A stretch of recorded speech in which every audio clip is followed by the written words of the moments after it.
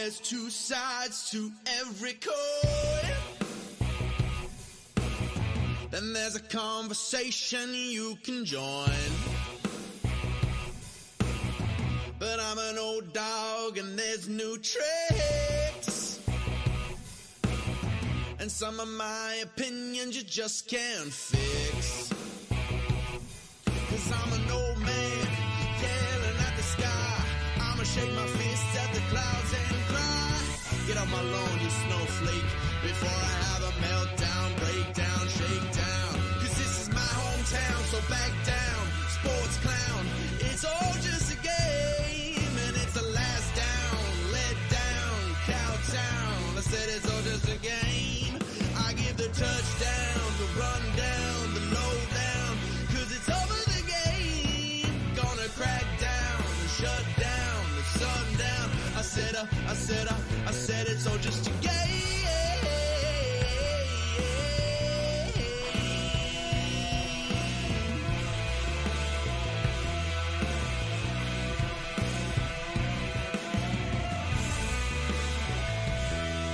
Happy Friday, kids.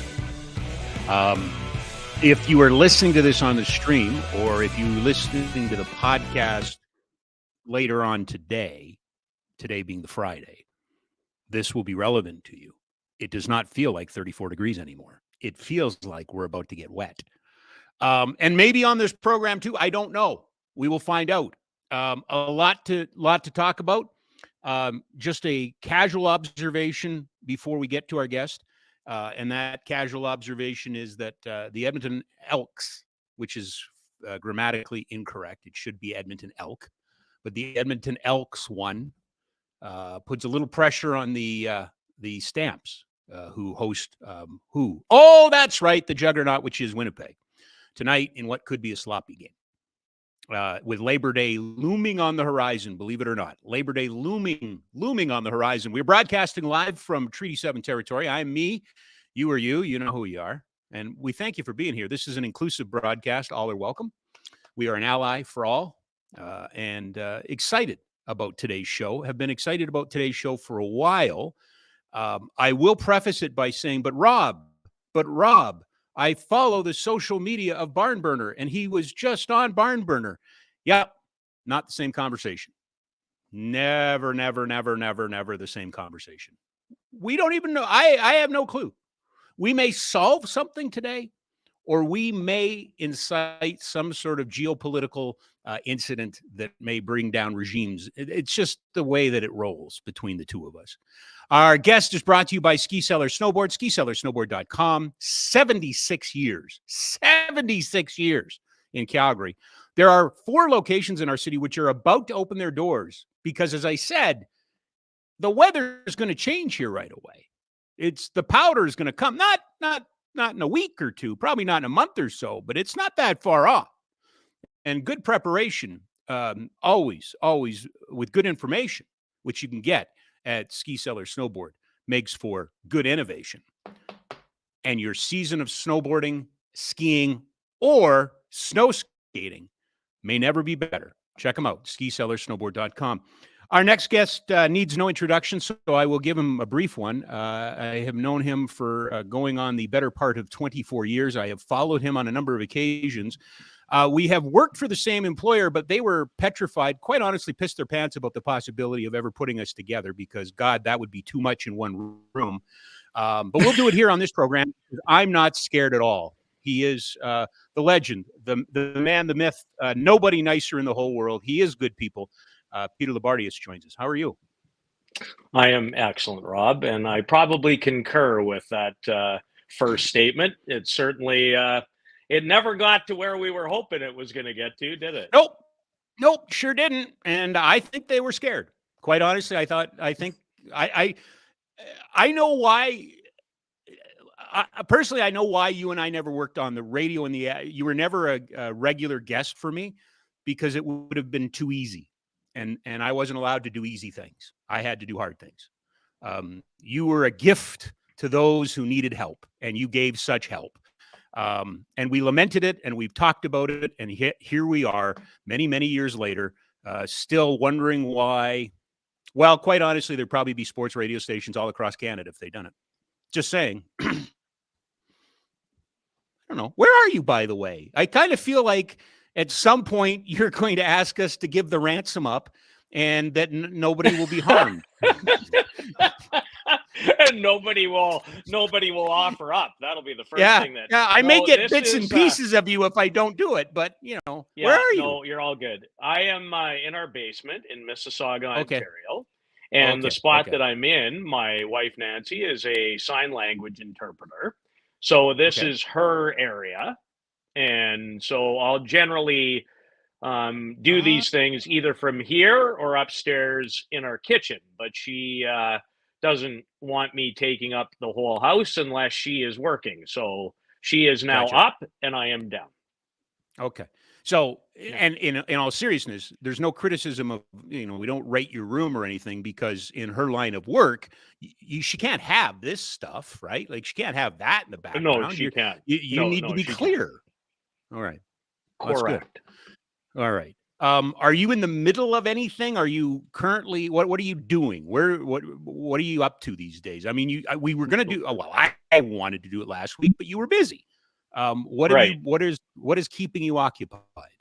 Oh, I mean, I've had probably the busiest summer, my friend, that I've ever had. I mean, we used to chat about my summers weren't busy enough. Well, I have not stopped this summer. I called the U18 National Men's Championship in April. A week later, I came back. I did the Centennial Cup. I've done the Brick Hockey Tournament. I followed that up with 27 more games at the Canada Cup of Softball. This past week, I did the Canadian U18 Women's Summer Camp, which included 5 games. Next week, I'm coming back to Alberta to host the last 3 games of the Minto Cup final on HN Live, who have been kind enough to supply me with an incredible outlet for my passion of calling sports and being involved.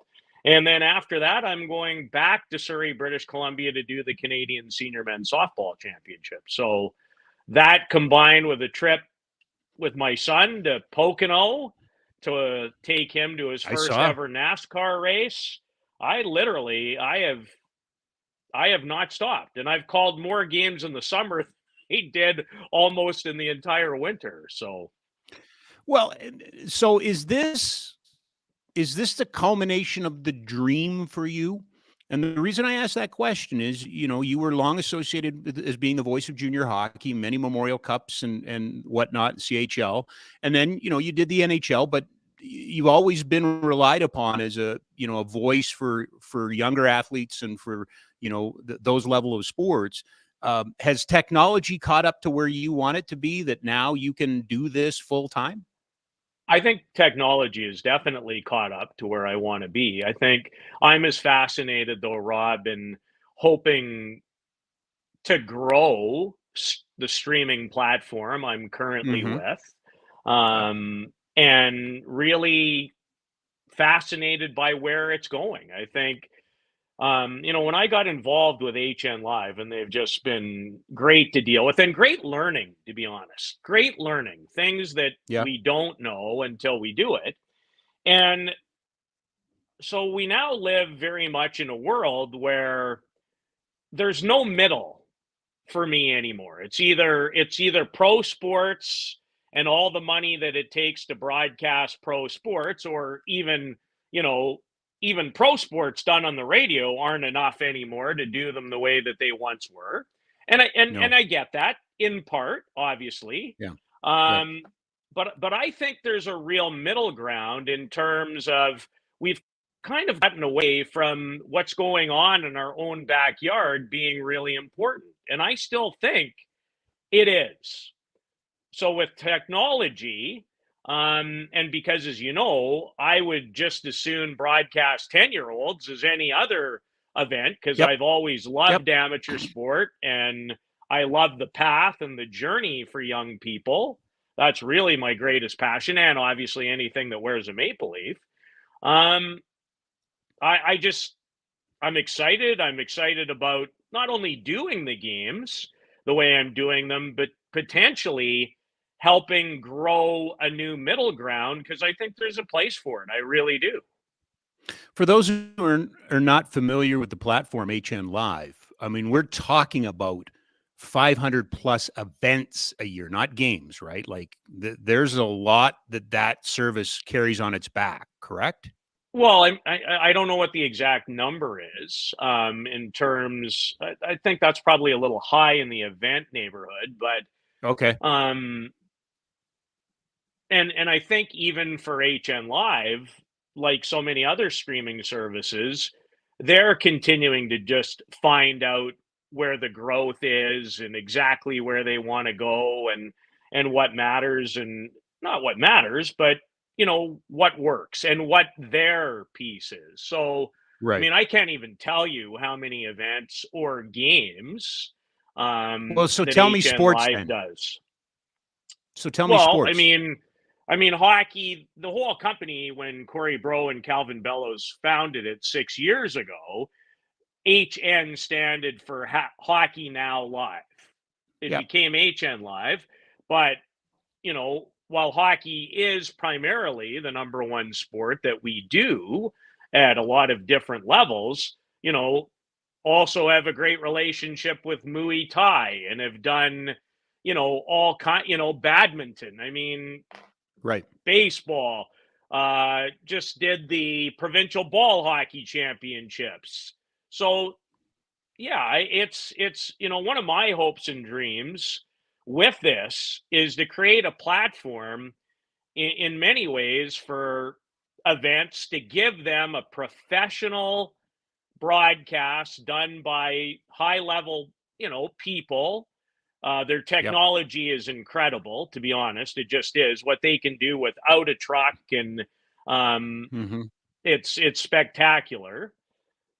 So it's fascinating to me, and again, it allows me to do events and get back to doing play by play, which is my number one love, always has been, always will be. So Yep. it's been fun. It's been a lot of fun. Micro broadcasting versus macro broadcasting. I mean, your audience is, I'm not running at the audience, but they're very specifically tailored to the the sport you are broadcasting, right? Like, success does not mean a million viewers. Success, No, it means doesn't. that the No, it doesn't. right.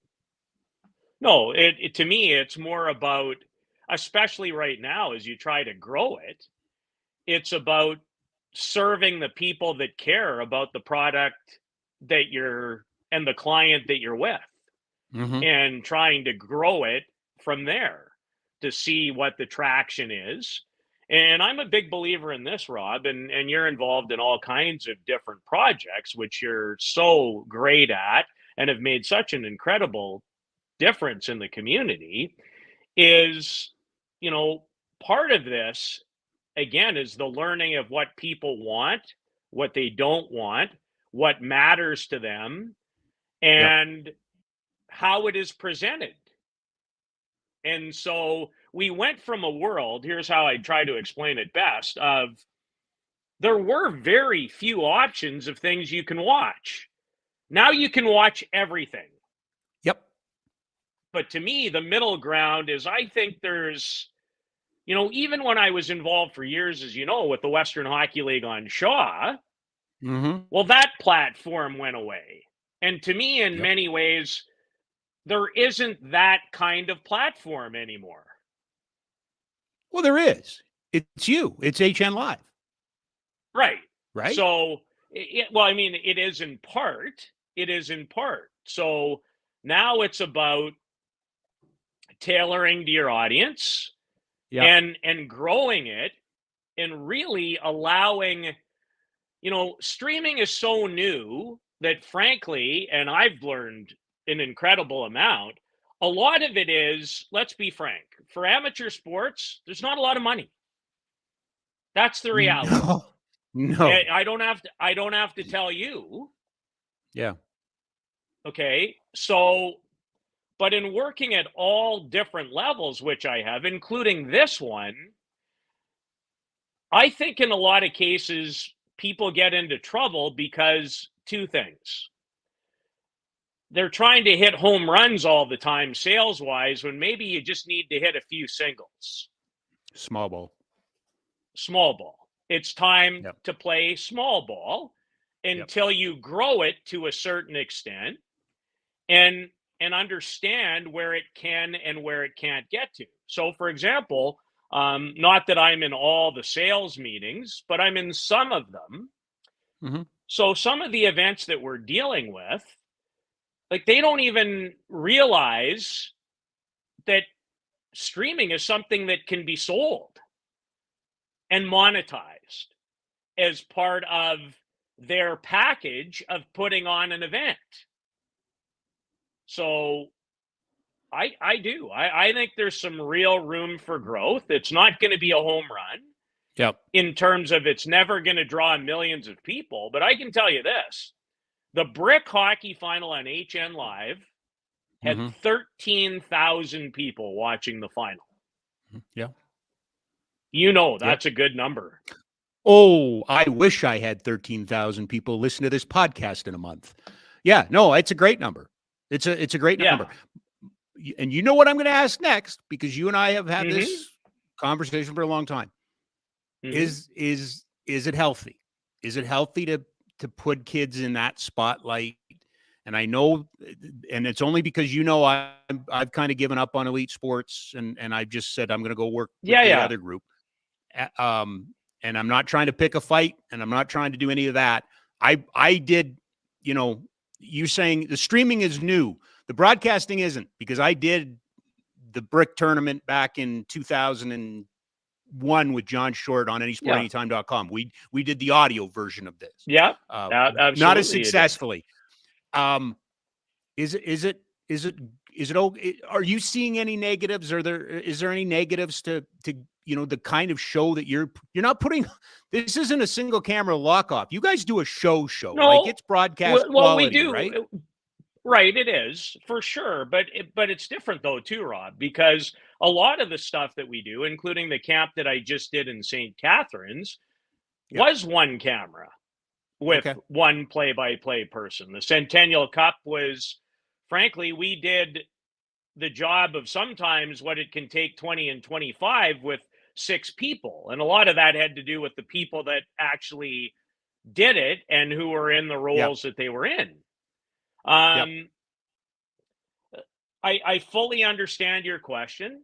And here's what I would say is this. So I don't personally think that young people are maybe being, I think everything you do in terms of how you show off people and how you support people needs to be for the right reasons. So I think the platform done respectfully, done by the right people who care about the kids, opportunities to help that process, I think can be very, very beneficial.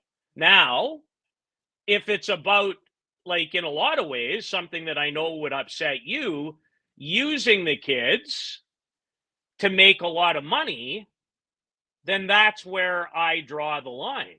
I really do. Because the one thing I can honestly say to you, and you know this is the truth, I really want what's best for the kids. I really do. No, I know that. I know that. Yeah, if you're tweeting about a player, or if you're talking about a young person, I know where it's coming from. There's no hidden agendas or anything like that. And I'm not worried about the kids. I'm always worried about the adults. Right? You should be worried about the adults. Right. Because as you know, that's where the teaching has to come from. But Rob, and we haven't completely fleshed this out, so it's a great topic. I think where everything in the world has probably taken off too much is, what are expectations and why are kids doing what they're doing? And is it about their journey, Or is it about mom and dad's journey sometimes? And have we gotten away because we very much live in a world of where we can see the end destination? Yep. Are we forgetting about the path and the journey? Yes, brilliantly put. Because here's and you have made this succinct and it's perfect. Thank you for doing that. Everybody deserves the journey. And the end isn't one thing. But No. the challenge sometimes is convincing, people that, I say this all the time. I'm a huge Tom Ferry fan from the Aspen Institute of Sports. Tom's line, North American youth sports are built for the parents, not the kids. And, or if you like, my job is not to create one NHL hockey player. My job is to create 23 beer league players. That's where I'm at. You're absolutely right. I am the worst athlete in the history of athletes, but I would not give up my journey for anything. My journey was so instrumental in who I've become. And every child deserves a journey in sports. And that journey doesn't end, does not have to end at the same place, right? No, it doesn't have to end at the same place. And really, Rob, the truth of the matter is, and through kind of my own personal journey, what I've had to reevaluate in the last 9 or 10 years in particular is, what exactly do I value? Mm-hmm. And I'll tell you what I value. Sports has given me everything. It's given me work ethic. And what really bothers me the most about everything that I experience, have experienced, or what I see is, how do I, in my own incredibly small way, I care about learning about people to a fault with some people, because I've never been afraid to be vulnerable. I've never been afraid to ask people questions in order to, why do they do what they do and for what reason? Right. So what I want to be into is, I want to get to know the kids better. And, I'm doing a little bit of coaching now for a group called Hockey Helix. It's a hockey academy out of Medicine Hat.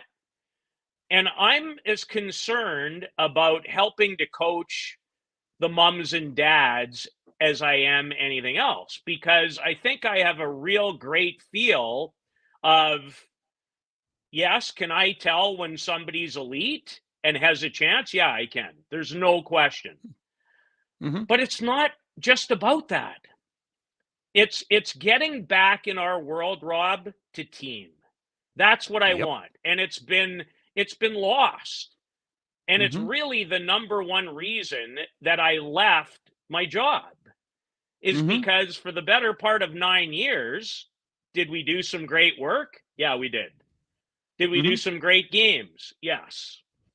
Did I ever feel like the three of us worked as a team? No, because I don't think the business is about team. It's about clicks, and it's about likes, and it's about a popularity contest. And frankly, I'm not interested. Nope. It's not what I'm about. And it's not that that's wrong for anybody else. No, I think that, I was just going to say, I think that's a very mature attitude towards it, because immediately, oh, well, then you're mad. No, I'm not mad. It's the same for me, Lou. You know why I got out? It wasn't for me. It's just, and there's nothing wrong with that. I like it this way, but it's moving this way. You want to sit and debate the merits of the second contract of the backup goalie for a month on end? Have at her. And there's clicks for that, and that's fine. God bless. But I'm like you, we're the same guy. Like, it's changed. Okay, so I'm going to go do something else now, which is what you're doing, right? Yeah, 100%. I just, at the end of the day, I know what I love. I know what I value. And I'm fascinated by two things: people and sports. And these days, I'm probably more fascinated by people than I am by sports. do you leave the NHL as a fan of the product? Great question. I don't think I ever will feel like I'm leaving the NHL. Okay. What I will tell you is this. The NHL, like all professional sports, is massive business. And probably, to be as honest as I can, one of the frustrating things about covering the NHL is that the business doesn't always lend itself to the things that I enjoy the most. So my favorite thing, and I've been so lucky, Rob, and I know you would say the same thing. Okay. Absolutely. I come very much in my life. The two men who had the biggest influences on me in my life, and I've thought about this a lot, were two coaches, my baseball coach and a coach of the Saskatoon Harmony Center women's softball team. And they were both very much father figures to me and very much people that I admired and I learned so much from. So I have valued learning from coaches, whether it be starting with Jerry James and Estevan. I have been incredibly lucky because I tell people all the time, I've been going to sports school my whole life. And and I have. And I love it. And I still love going to games and I still love being at rinks. And that's why I got in it. I wanted to have a profession where I got paid to do things that I was paying to do. And nearly 40 years later, it's worked out incredibly well. But the NHL is big business. And to be honest, I don't always fit. That's just the truth. Because I get it. Yeah. I mean, do I think I'm more than capable of broadcasting games at any level? And frankly, that wasn't the question, though. That wasn't the question. No. Do I you like could do that? Are you a fan of the NHL game today? I am, but I miss passion. Okay. I don't, there are not enough games for me where there's enough passion in some ways. The skill level, Rob, is in listen, even at the brick tournament, to see what 10-year-olds can do in the sport, it's silly. But I miss, what I miss more than anything is I think analytics in their own way have changed everything. It's given everything and everyone a number. Yep. It's taken away from characters. It's taken away from, we are so worried about how to entertain people that in some ways I think we've stopped entertaining people. Yeah. But you said passion. Do you not think, and again, this goes back to it's a callback to a conversation we just finished a little while ago. I worry that a lot of the elite players and the players that go on are professional hockey players from the time they're pre-teens. Yeah, and that it's a job. I think of there's some of those guys they're starting to speak out a bit that I just didn't. It was never fun, right? Like I don't want to put words in his mouth, but sometimes I look at a guy like Dougie Hamilton. Does he love playing, or is he just really, really good? Right? Not to pick on one guy, but you use the word passion, and I just think even in the junior ranks, I'd see these kids come through the Hitman, and man, I was fortunate. The Mark Kastelics of the world, and I got to see, but I also got to see some guys that just looked like they were beat down. Parents, and we've got to have a skating coach, we got to have a skills coach, and we got to have a mental coach, and then I got a team coach, and I got, I remember Brad Treliving and I having a conversation about Parsons, the goalie, from which draft? Tyler. Tyler. 2016. And then, yeah. thank you.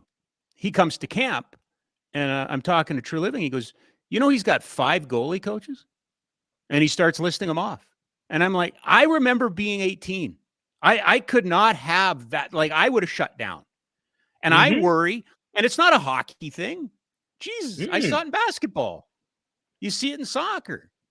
I'm worried that we're forcing the business part of this into the kid's life. That where's the fun? Where's the, PK Subban said it best. Like, they shouldn't play spring hockey, because if you play spring hockey, when your regular season starts, it's like, okay, here we go. There needs, like, you and I are the age that we used to count down. My God, it's the middle of August. Hockey 100%. starts in 3 weeks. Hockey starts in 18 days, right? Kids don't do that. Now it never 'cause they're never off the stops. ice. Never stops. Well, Where's the passion? Because again, what's really everything all about? Everything is all about, Rob, I think, and it applies everywhere. This is just my own opinion. And that is, we are so inundated with information. Yep. And what we see is always the best of the best. And so now we're at a point, I think more so, with the young generation or parents of my age, to say, if you're not going to be all in, and listen, you and I are both all in people, so let's get that completely crystal clear. But you know what the difference is? You know what the difference is? Nobody had to tell us to be all in. We got there on our own. Yep. And so now, and I have no trouble saying this publicly or to parents. What parents don't always realize is they invest so much in their kids that I would guess people in the therapy business would tell you that they don't understand the pressure that goes hand in hand with kids in some ways trying to repay their parents for that investment. Yeah. No. And so as parents, and you're one and I'm one, we always want to do what's best for our kids. But do we always have the ability, when we are emotionally involved with our own kids and our own want and our own ways, to really be able to assess it for what it is or what we want it to be? Hardest thing in the world is to allow somebody to fail. The biggest learning tool in the world is failure. It is. Hardest thing in the world to do is allow somebody to fail. Biggest tool for learning is failure. It's hard. 100%. It is hard. I say this all the time. I am a product of failure. I have failed way more than I've succeeded. And a lot of that was on the court, on the rink, whatever. And those kids with skill, they didn't pick it up and do the Michigan the first time, but they kept at it, and they kept doing it, and they get there. And I worry sometimes that we get, and we'll move on from this one, because I keep dragging you back to the same place. But those damn car ride conversations, we know, scientifically know, have studies, peer-reviewed studies, that say that's the single most important conversation in an athlete's life, that one there, and how that sets them up or breaks them down. But it's not about sports. It's about life. It's about life. That's the part we're missing. I am a product of a broken home and a broken mom. And I had 2 messages, and I've never said this publicly, but I will say this to you. Okay. Because in some ways, it benefited me a lot, and still does. The preaching to me was, you can't fail and you can't be your father. Yep. And I have taken that with me and worn it my whole life. Yep. And I have finally gotten to the point where I am not my job. It is not making me successful, whether I reach certain work goals. What makes me successful is that I am me, and I'm Yep. comfortable in being me and Yep. learning what value is. And we have lived and worked in a business that, frankly, in a lot of ways couldn't be worse for someone like me, because you are always validated in some way by what other people think. 100%. And that And gets and all and of you us don't down the and you wrong don't play road. games. And you don't play games. No, And you you don't don't. play games. And it's a business in which games are played. Not by everybody, but enough time at enough levels that if you're not somebody's boy, if you're not somebody's pick, if you don't have somebody's name attached to you, you have no value. Am I wrong? No, you're not. You're not. But the one thing I will say that I think when things don't go as well for us as we think they can, that I've learned is, how much ownership do you take and how much energy do we spend being upset because others achieve certain things that maybe we wanted to, and we think that we are more deserving? Mm-hmm. Mm-hmm.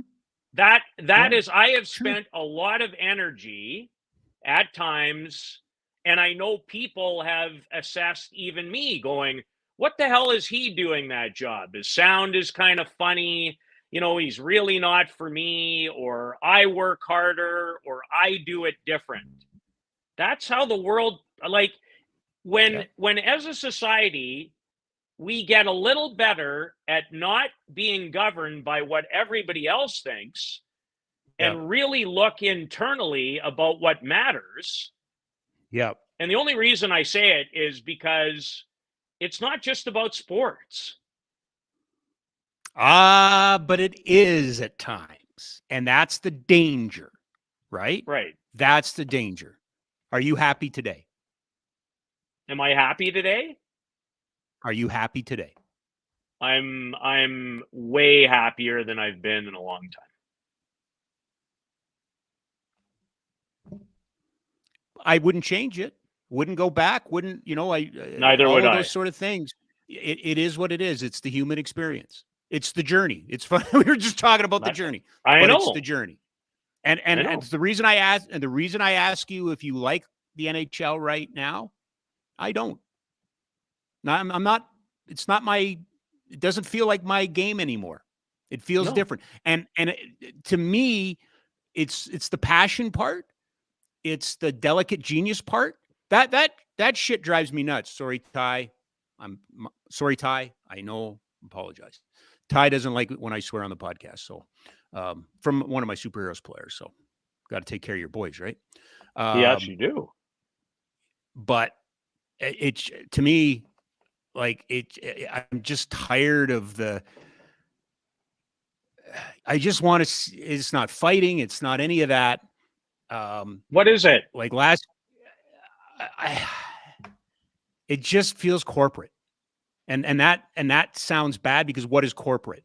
But it just feels corporate. I lost my freaking mind when they took away the warm up jerseys, because it's such a bullshit piece. Like you're scared. It was about one thing and one thing only that they weren't prepared to stand up for, and you stand for something or you stand for nothing.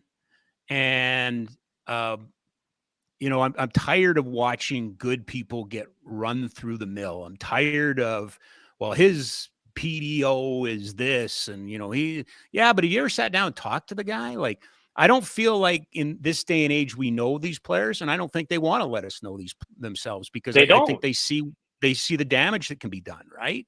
It just Right. it just doesn't feel happy to me anymore, Lou. It just It isn't doesn't feel like happy. it's happy. It, Does that it, make it isn't sense? happy. Yeah, of course it makes sense. As usual, you put it out brilliantly. It Because, again, I think it's twofold, Rob. I think it's not for what we value. Mm-hmm. So again, when it's not what we personally value, then the game changes. Yeah. And so now, really, life with our phones is about this giant cesspool of information, with the inability as humans to deal with all the infrastructure. So it's a world, first of all, where you have to have a really thick skin to survive to begin with. But now you used to be kind of in a snowball fight with people that you could fight with. Now, if you're in pro sports, now you're out there for everybody to throw stones at. Yeah. But here's where it could change. It's awareness. And so the only way we get to understand who is actually there to help or understand or throw rocks for their own benefit is by getting to know people. Mm-hmm. And in a lot of cases, I'll tell you what I don't like about the NHL. There is such a division between the players and management and a lot of people and the people who cover or watch or pay for the sport. Again, there's no middle. No. And you know what? The media in many ways has done it to itself. Because we don't have a standard anymore. No, but we were eroded from the inside. We were eroded from the inside. You know, we were, you know, we went, you can't have two companies owning everything. You can't. No. You can't have everything driven. And we're going to talk about a guy who left us last night. Oh, let's do that right now, because I think this is probably the best illustration of it. Just want to recognize that we lost one of the all-time greats, Rick Jeanneret, passing away last night at the age of 81. Voice of the Buffalo Sabres. I have met Rick, but I don't know Rick. I don't want to profess that. I know you would have run across. Yeah. But a huge fan of him. And Lou, you know, I go, man, there's another one gone. Right? There's let's get Peter Marr and wrap him in bubble wrap. Let's get, you know, Mike Lang and wrap him in bubble wrap. Let's get Bob Cole, wrap him in bubble wrap. And it goes back to what we were talking about. You know, do I like broadcasters today? Not really, but it's not their fault. It's what the machine makes them do. Rick Jeanneret, every Christmas I play that montage of the 12 Days of Christmas with his calls, just because you cannot listen to it and not smile. I don't care. You can't. And it was when the broadcast was allowed to be entertaining, when the broadcaster was allowed to be a personality. And, you know, the Stephen A. Smiths now are allowed to be personalities, but I don't really believe the broadcasters are allowed. And I'm not even sure it's so much the companies as it is the public. Like, I watch the amount that Joe Buck gets smacked down by people on Twitter and stuff like that. There's no joy in that. There was a joy in the way the golden era of broadcasters went about their business. There just was. And you probably had a better connection to it than I did. I came a little late to the game. But in this province, to have Peter Marr and Rod Phillips as the voices of the teams, and yes, now we have to refer to them as the radio voices of the team, but they were the voices of the team. That was fun. That was magical. That's where the passion came from. And I just think nowadays, with, you know, two telecoms owning everything, that are more worried about their profit margins, they're not worried about the quality of the product. You know, I've seen it. You know, a lot of kids now are thrown in the deep end, and, you know, well, what's wrong with him? Why can't she do this? And that sort of thing.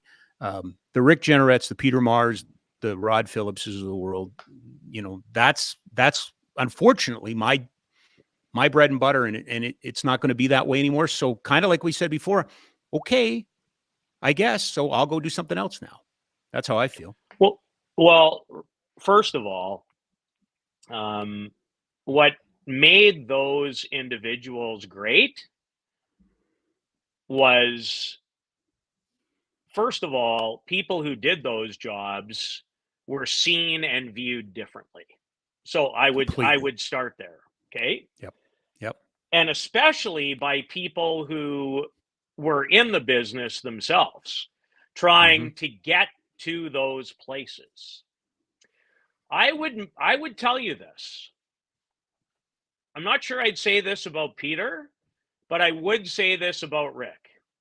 If Rick was debuting in the year 2023, I don't ever see him having an opportunity to do what he did. Not a chance. Because Mike Lang, not a chance. No, because what have humans shown us? Being great comes from being memorable and being different. We don't want different. And one of the reasons we don't want different is because I'll just say this. Bosses don't have the courage to get behind different. We don't have leaders, we have managers. Because you're going to have to take some bumps. You're going to have to take some heat in order to allow people who are different, because anybody who has a chance to be different is going to piss people off along the way. That's absolutely that is just the way it is.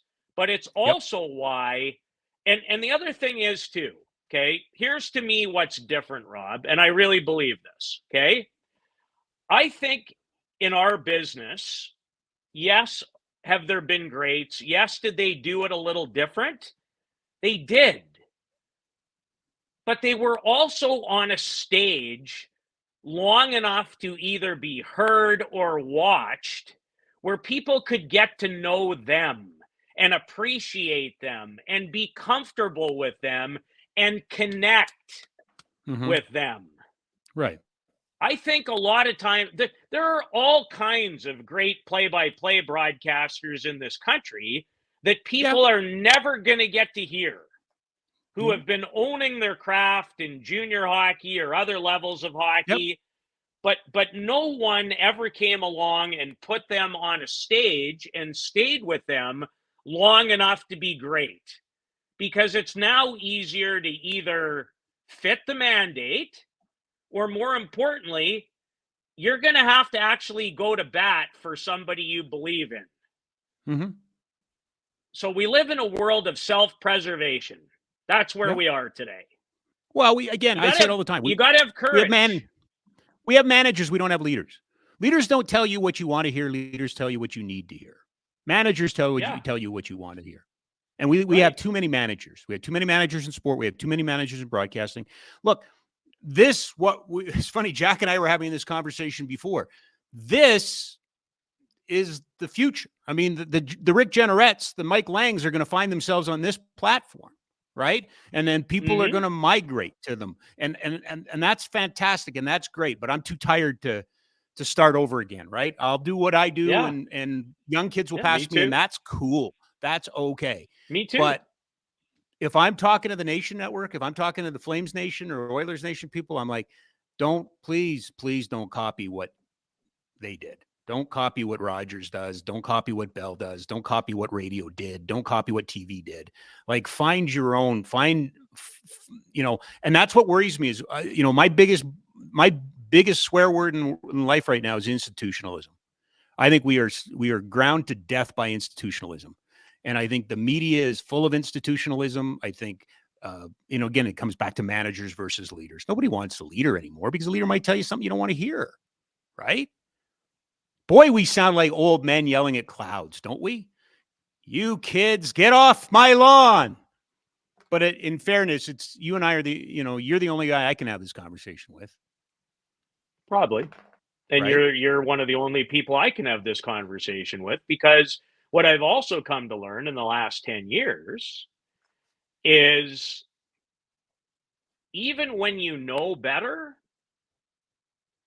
leadership is about how do we reach people. And I think it's very difficult now with generation gaps to reach younger people. So when you try to help, in a lot of cases, I think you're looked at as the asshole. Sorry, Ty, about the language. Ty, it's just a bad day. What can I say? And so in all our lives, because nobody likes to be criticized, Nobody likes to look within in a lot of cases, but I actually have always valued people the most, maybe too much, who haven't been afraid to tell me what they think. Mm-hmm. I don't always have to like it. I just need to feel like I know where it's coming from and that there's a reason why it's happening. But you're the only guy I've ever ran into in the business that would do that. You're the only guy that would ever come up to me and tell me what you really think. No, don't tell me what I want to hear. Tell me what you were the only guy that ever did that. And vice versa. In terms of the broadcasters, I know. I know. Oh, I know. No, it's different. It's not bad. It's not worse. It's different. And right. It's just different. And that's why, when I said, do I like the NHL today? No, but I still watch and I still want it to do good. And I have friends. Okay. Speaking of friends, how's Connie going to do? How's Craig going to do? Because to me, he's the shining light in this. I believe in him. I think the greatest thing about Craig Conroy is Craig has an incredibly infectious way about him. But I also know this. Like right now, he's been dealing with 2 fire hoses all summer. He's had a lot coming at him. Okay. Mm-hmm. But I actually like the fact that he's taking his time, building a team, truly valuing what he thinks matters. Yep. But in professional sports, a lot of good people trying to do good things never quite get the time to finish the job because people above them who have different priorities, and I understand why the priorities are the priorities, it's marrying that all together. Yeah. So if I've learned anything over almost 4 decades of being around sports and my whole life, is that until ownership, management, and coaches can actually all get in a room and be philosophically the same in terms of where they're trying to get to and why, they don't all have to see it the same way. In fact, it's no good if they do. But that's where greatness comes from, is the ability to believe in people, let them do their job, and again, understand they're not going to do it all right. They're going to make mistakes. But we're so ready in this day and age to throw people out with the bathwater over one trade or one bad move or one bad situation. But again, look at the system, Rob. How many moves get made in the NHL by even some great GMs because the heat from outside of the kitchen is too much? More than we were willing to accept. Of course more. They won't admit it. It's true. No, this was the first summer that I remember Murray Edwards' name being written in the copy. I think it's been whispered before, but I think this was the first year that reporters started including Murray and including him in the columns and recognizing that he has a voice in this. He owns the team. He calls the shots. Whether you like it or not, that's the reality of it. We all have bosses. We all have, or we work for businesses that have owners, right? I get that part, but you're absolutely right. And I'm chuckling when you're saying that you're okay with him taking his time. I just, the amount of criticism. Well, he didn't make a trade on the first day of the draft, and and one day you and I can do a whole show on grading drafts or grading trades before anybody's ever played. Like we're in such a hurry for information, and we want something to glom onto. I'm too close to it. I am way too close to it because I love the guy. He's a friend of mine. I think he's going to be brilliant. I want him to be brilliant. I do too. The one thing is the only thing I say about Craig Conroy is dog's got some bite. I know what's his name, yes. right? I think one of the Scott Burnside or LeBron kind of referred to him as Ted Lasso. He's got some bite. Like, that's the one thing that I think people have got to understand about Craig. You know what? I'm saying exactly the same thing about what I'm hearing about the new head coach too. People don't think he has bite. You're kidding yourself. Yeah. I've known Ryan Huska forever. And I see a real synergy and a real chance for a great partnership between those two guys in terms of who they are, what they value. They're two, and I'm not just saying this. They're fine people. And they are. And they are not afraid, and they're professional. And in every one of my dealings with both of them, they both have this ability. To me, great leaders are people who can give you shit without making you feel like it. And I think they both have that quality. And the reason is, to be a good leader, you have to care probably more about who you're leading than yourself. Mm-hmm.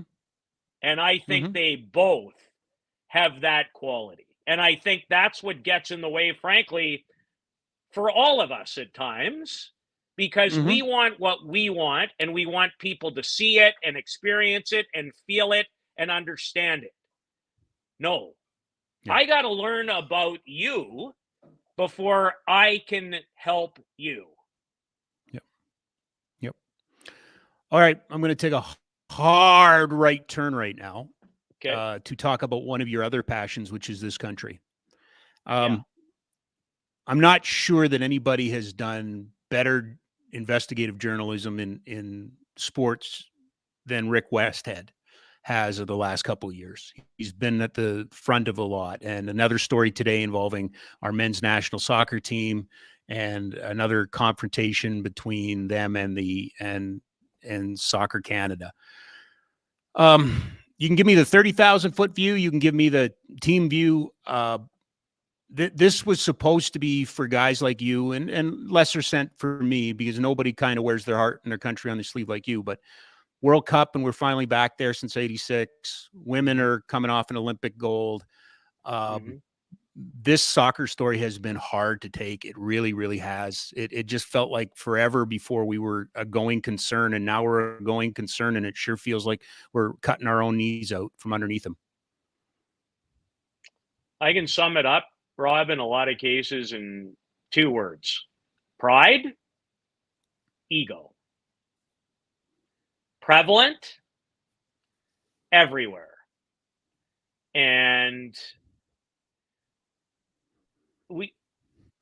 this sport in our country, whether he does it all right or whether he doesn't, no human has probably had a greater impact than the growth of soccer or football, if you will, than John Herdman. Agreed. John Herdman put the women's program on the map, which, by the way, has carried this country, if anybody bothered to take notice, since the breakout moment, which was 2001 at the World Under-19 Championships, which was when Canada, that was the first thing that started to turn it around. Yep. So John grew that program. And how does John do what he does? From everybody I've talked to about John, he reaches people. Yep. He gets the most out of people. And then what happened when he took over the men's program? He reached people. He convinced people that were constantly playing for other countries due to heritage that this was a good place to be. And then what happened? Well, what happened was what happens a lot, is decision makers or bosses probably without knowing the whole story, didn't like that they weren't the smartest guy in the room. Yep. And so instead of empowering and truly understanding who was making the difference and who makes the difference, well, John made the difference, but the athletes make the difference. Yep. They win the games. They're Christine Sinclair, Alphonso Davies, all of it, Steve Nash. That's how we grow it. Mm-hmm. And so the people who help grow it can't be cut off at the knees because it hurts somebody's business feelings, which to almost wrap around your entire conversation, I will go to my grave caring about sports in a way that whether I talk about it, I don't profess to know anymore. I did at one time. Every stat, every this, I'm not going to be the guy that reads a graph. But I know this. Tell me about all the X's and O's you want about life. Life is about connecting with people. And it's about being able to get the hell out of the way and understand when somebody might be offering you something that you should learn from rather than put your feet in the ground so you have to be the smartest man or the smartest woman in a room. That's what I think happened at Soccer Canada. And by the time they were done, our women's team was so dysfunctional, they didn't know whether to poop or wind their watch at the World Cup. No, I to me, it's the team that we didn't know. We don't know. We'll never know. That team had so many distractions. It had the potential strike and everything like that. Injuries, distractions. Yeah, and you know what's awesome about that group of women is sometimes in life, and Rob, you live this way, which is why I think so highly of you, is that sometimes we have to live for things that are bigger than just us.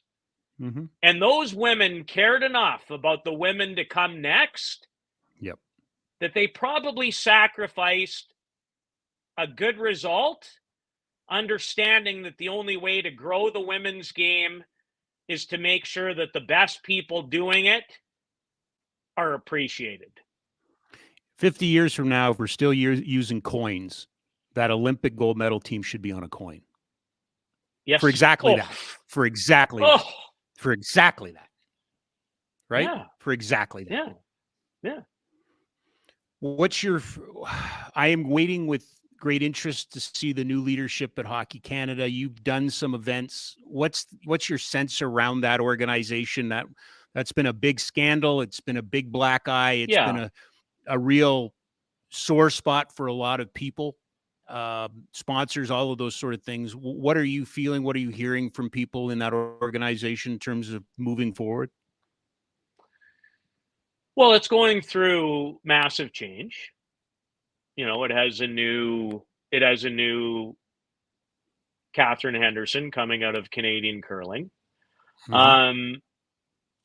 Rob, this one's a really hard one for me because again, we make a lot of assessments about people without knowing people. Yep. And can things always be done better? Yeah, they can. Does certain way of business need to be changed? They do. But I'm a big believer in one statement now more than ever, and that is this. Just because you have been wronged doesn't give you immunity. And what I want for my country and for that organization is to take what they've gone through, what they've learned, and be better. But it's not about payback. It's about learning. Yes. And I would only challenge, I wouldn't say I'm challenging you, but I would say that their biggest job right now is to figure out who and what they are, because they lost their way.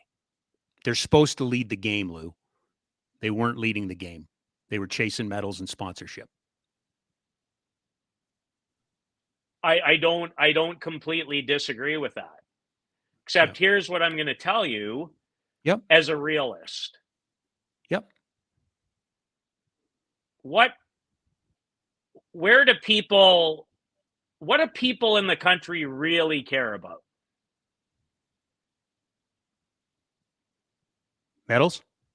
How well do you think it's going to go if we lose 6 World Juniors in a row?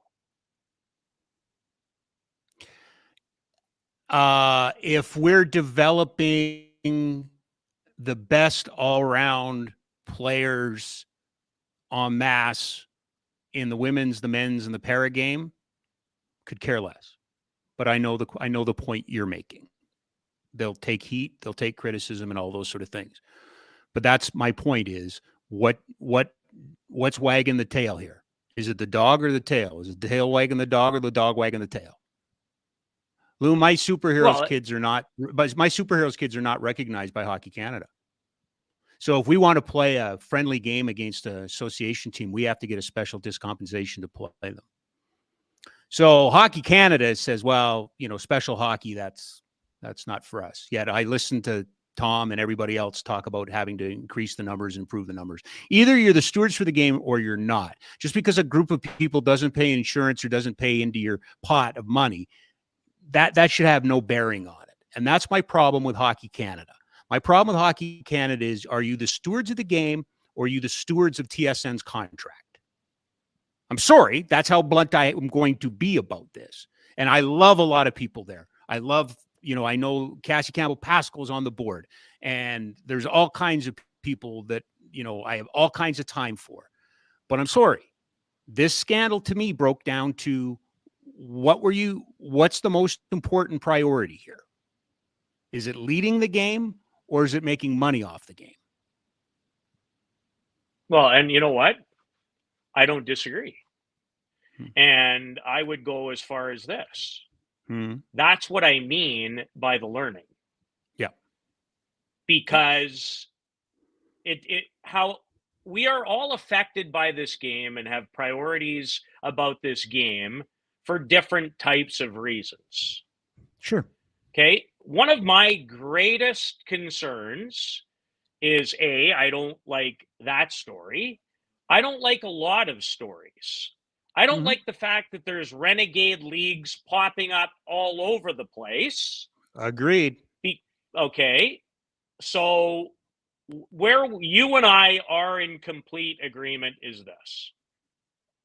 My biggest fear for the sport of hockey is one thing. We do not have a large enough country with enough population and a diversifying population to not kind of do things a little bit different in order to be successful, not just in wins and losses, but as you said, being the true leader. Yep. But there are a lot of forces working in our country against one another in order to try to prove that their way is the best way. Oh, absolutely. Absolutely. So, like a lot of things, and I'm only going to use junior hockey as an example because it's a big, it's a big part of it. Okay. Yeah. Yeah. So either you have to be junior A or major junior. We need to fix it. I think we need to find more of a tiered system that also includes marketplaces, money, what marketplaces are capable of. And I'll tell you what pisses me off. Why do we care so little in some ways about university sports in this country? So you can tell me all you want about scholarships and all this. Why do I care about making hockey better at Notre Dame or Michigan than I do at the U of Calgary?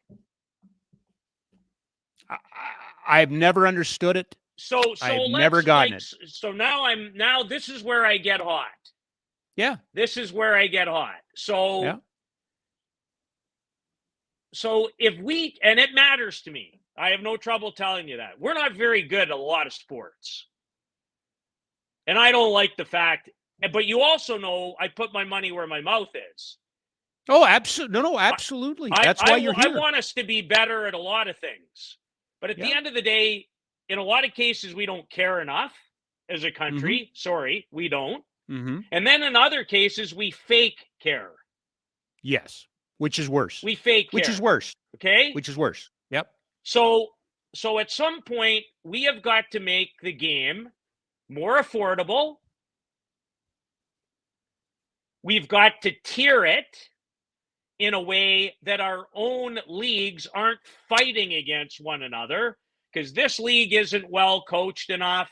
This isn't this. This isn't this. The heads over there at Hockey Canada, you also can't lead people who aren't interested in being led. Correct. Okay? So again, absolutely. Think what you want about the BCHL, and I'm not picking on them. All right? I'll pick on them. Okay, well, I'll pick on them too. And here's why I'll pick on them. If you are a junior A hockey player in this country, and it's not just because it's Canada, I just know from talking to people. Mm-hmm. So you play in that league, now you can't play in the World Junior A Challenge. It might be your only time, Rob, to ever represent your country. Yep. So, and what are you really mad at in the BCHL is because you can't run the league exactly the way you want. The way you want to. The way you want to. And sorry. Then, so this is the last point I'll make on this, okay? Yep. So I've now spent a lot of time around junior A circles after the Centennial Cup, okay? Mm-hmm. I'm pretty much a major junior guy by experience, but I love all levels of hockey. Yep. But here it is. Don't tell me in the BCHL that it's about showing up Hockey Canada or we don't have the same rules. Really? When you have 7 or 8 Americans on every single one of your teams? Yeah. But you're mad that you can't have guys jump across the country the way that you want. That's right. That's right. You can't bring them out salmon fishing to recruit them. Can't bring them and their dad out to salmon fish to recruit.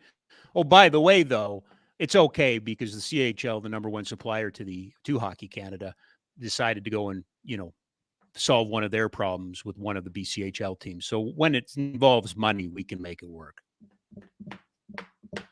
Right? Listen, if you have the answer in the world for when that has ever not been the case, or will never not be the case.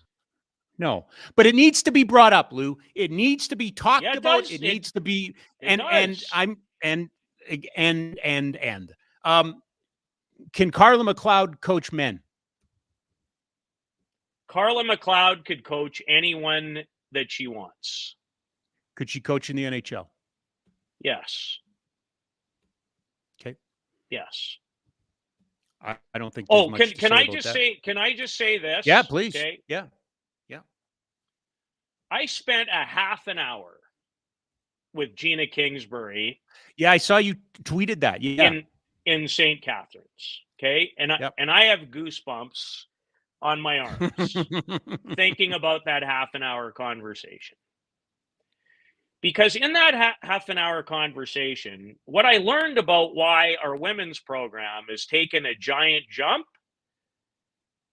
when somebody looks at you and tells you a couple of stories and says that she has a 3-year-old daughter and hopes at some point she gets cut from a team. What she has brought to Hockey Canada on the women's side, she said there was too much being worried when they played as a team, including herself, about failing. Mm-hmm. She wanted it to be about more fun, connecting with people, and getting the most out of people. Yep. By being collaborative and seeing the value in team. Well, if that person is going to be someone who is going to be continually instrumental in how hockey is run in our country, you can sign me up right this second. Because I think the more that becomes the focus, not only will it attract more people to play it at all levels, all genders, I think your results are better too. I agree. And I would hope that at some point we'll get back to barnstorming. And I'd like to see that team be it. I'd like to see that. I think it would do the world, not a world of good, the world good, to have our teams barnstorm with the European teams through small town Canada, so that she can spread that message, so those players can. I can stop this program. We could talk about Emily Clark right now and the work that Emily Clark has done with one of our young superheroes players and what the difference that has made in Naya's life. And it's not just one of Sarah Nurse does the same thing, on and on and on and on it goes. I hope that somebody gets it through their thick skull that barnstorming needs to come back, that we need to take these young women, these mentors, these role models, and take them out into small town Canada and show them off and help grow the game around the world. Why do I love women's sports? That's why. Exactly. Because they don't have all the money and they don't have all the stardom. So you take it from there. Before we go, one of the great joys in my life has been watching you and your son. Tell me a little bit about the things that you've been able to do and what he has become, because I remember a nervous dad. I remember a dad that had a lot of questions and stuff like that. And now I'm watching just some magnificent stuff. Well, listen, being the dad of somebody who got divorced and didn't want to repeat the same patterns, but did, it's been the hardest learning experience of my life. And it's brought a lot of guilt. It was something I thought that was going to come a lot easier to me than it has. But the greatest learning, Rob, has been that all I can do is my best. And while we all, when we have children, hope for certain things or certain bonds, the best thing I can do is to teach him, be there for him. And while I don't get to see him each and every day because of divorce and living in different places, quality time, and I believe in one thing: creating memories. Because that, to me, those never go away. And I've had to learn the hard way, self-admittedly, that being a dad is not about Peter's journey. It's about Kale's. And it's about my stepdaughter, Hannah's.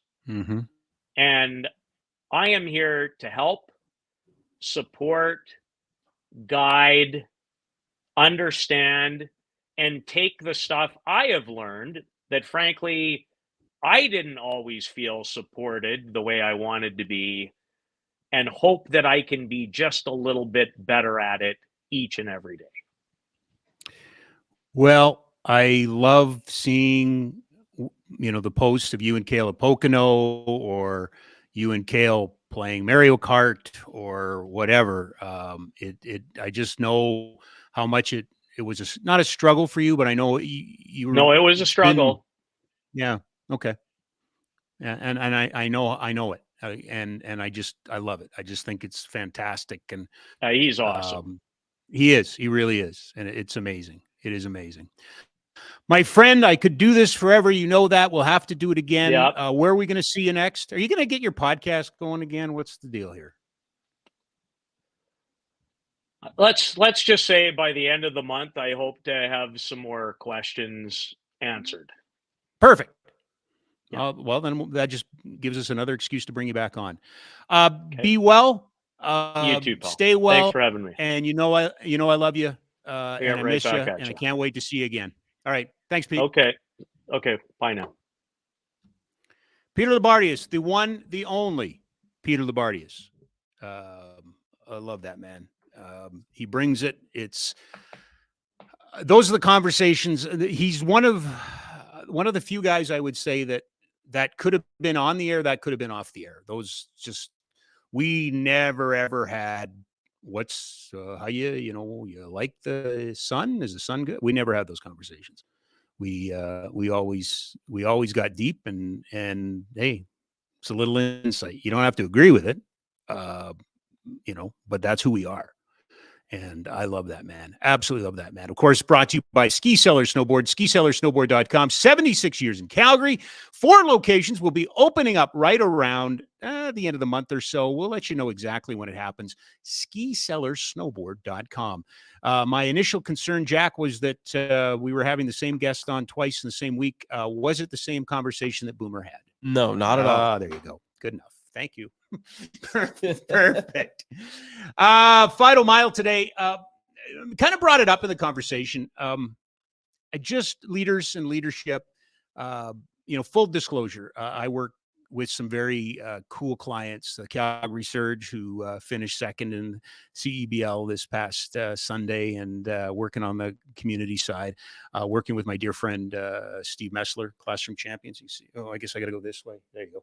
Classroom Champions, working on a project with them. First Nations Health Consortium, which I guess is over there. You go. And working with them on some really cool stuff with NHL Street and Curling Canada. But I do want to mention one, which is Parachutes for Pets. A couple of weeks ago, we did our big volunteer show, and we talked about with Melissa, who's in that picture right there. That right there, folks, is the command center for a 3-front war that's being fought when it comes to the animal-human bond, pets, for people in Calgary. Earlier this week, the Humane Society closed their doors. They were overwhelmed. The city closed their doors. They were overwhelmed. Parachutes remains the only organization, or one of the few organizations, I should say, not the only, but one of the few organizations that is currently trying to keep pets safe and keeping them out of being put down, getting the care they need. But then the Yellowknife fires happened, and the evacuation happened, and they're evacuating people from Yellowknife to Alberta, Calgary. And Parachutes for Pets has become the only organization right now in the Calgary area that's working with pets. That is a picture right there of 4 pallets worth of dog food that was sent yesterday up to Red Deer to a evacuation center there.